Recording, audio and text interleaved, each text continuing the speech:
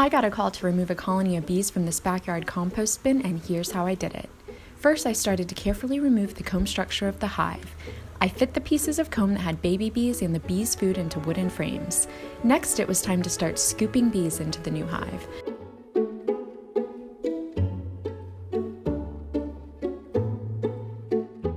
I always wear protective equipment when I need to, but since I work with bees almost every day, I've learned to read their behavior and could tell that these bees, like most honeybees, were very gentle and would not try to sting me.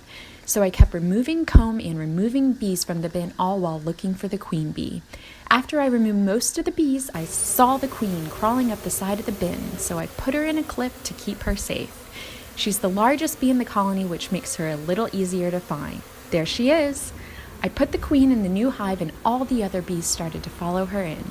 I had to get a bigger hive because there were so many bees, but after most of them went in the hive, I closed it up and carried it back to my truck, and it was another great day of saving the bees. I got a call to remove a colony of bees from a compost bin, and here's how I did it. The colony had been there for months and there were tens of thousands of bees. So I started to carefully move the comb structure from the bin into a temporary travel hive. I put the comb into frames using rubber bands to secure it for transit. Then I started to get the bees into the temporary hive by scooping them up with my hands. These bees were pretty gentle and did not try to sting me as I worked with care and intention, all while looking for the queen bee, who is the largest bee in the colony. After I removed a lot of the worker bees, I suddenly saw the queen crawling on the side of the bin, so I put her in a clip to keep her safe. There she is! I put the queen in the new hive and all the other bees started to follow her scent.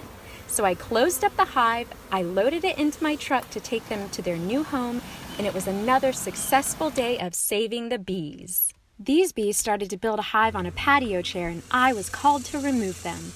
The first thing I did was lift the cover of the chair to reveal a beautiful beehive with thousands of honeybees. I started to carefully remove the hive from the side of the chair, always looking for the queen bee every step of the way. As I removed each piece of comb, I put it in wooden frames of the new beehive using rubber bands to secure it for transit so that the bees could use it later on. There was a lot of comb, but also a ton of bees, so I used my hands and started scooping bees into their new hive while looking for the queen. Soon enough, I found her. Do you see her in there? She's the largest bee in the hive. There she is! I put her into the new hive and all the other bees started to go right in since they wanted to be with their queen. And this was all actually on the second story of a house, so I used some rope to lower the hive to the ground and I saved the bees.